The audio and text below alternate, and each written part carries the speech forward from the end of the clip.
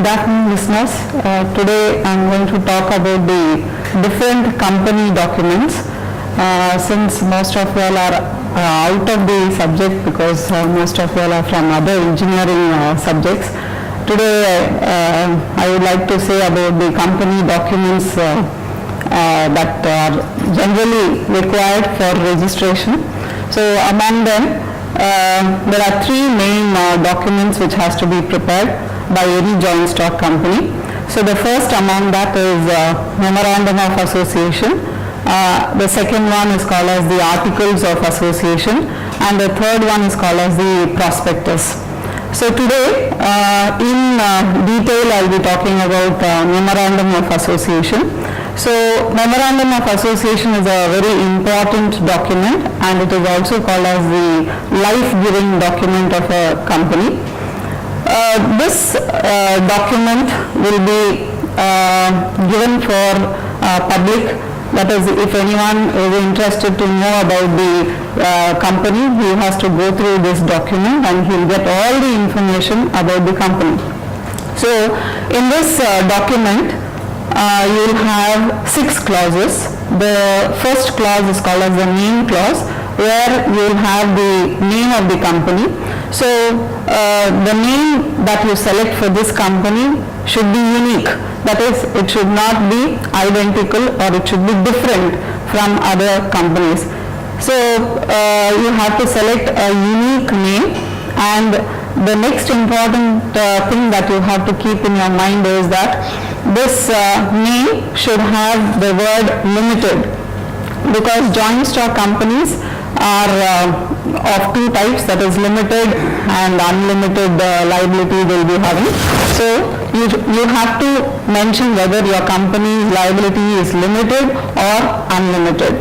So for example, you must have heard about DHEL, DEL.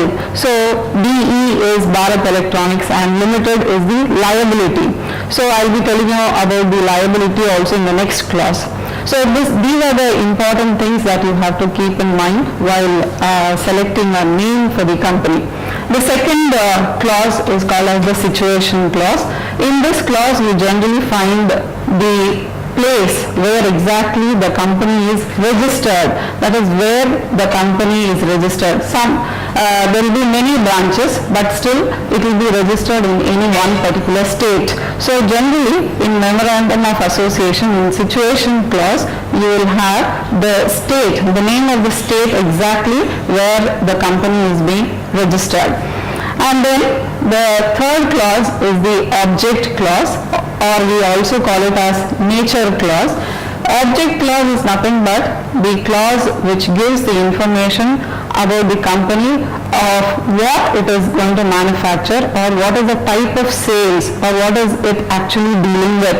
So now, for example, if the company started for manufacturing of electronics, then in the nature clause you will find the company is started for manufacturing electronics or electronic items. So in the nature clause, it should be elaborate. That is, it has to mention the main clause as well as the auxiliary clauses. See, now the companies will be doing different types of activities. So for example, now if you take automobile industry, the company will be manufacturing cars, and at the same time they will be manufacturing even the spare parts. So in the nature clause, it has to mention the object of the company is to manufacture cars, and the auxiliary or the ancillary object of that company will be manufacture of spare parts, maybe manufacture of tires, maybe manufacture of any other components which is required for that particular car. Then the next clause is the capital clause.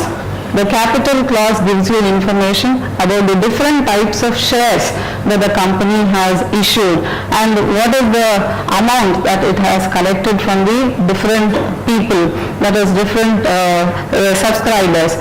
So how much of amount is collected? So that details you will find in the capital clause. Then the next one is called as the liability clause. The liability clause gives you details about the liability of the company, whether the company is members have limited liability or unlimited liability. Then the next one is called as the subscribers clause.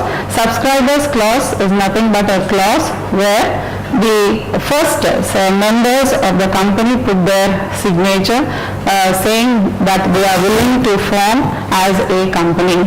So these are the different clauses that we find in a memorandum of association. So to sum up, I have to say that a memorandum is a very important document, and if any person wants to know about the company, he has to just go through the memorandum of association and he'll get all the information.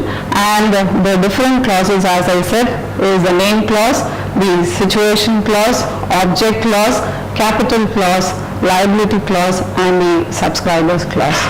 Thank you.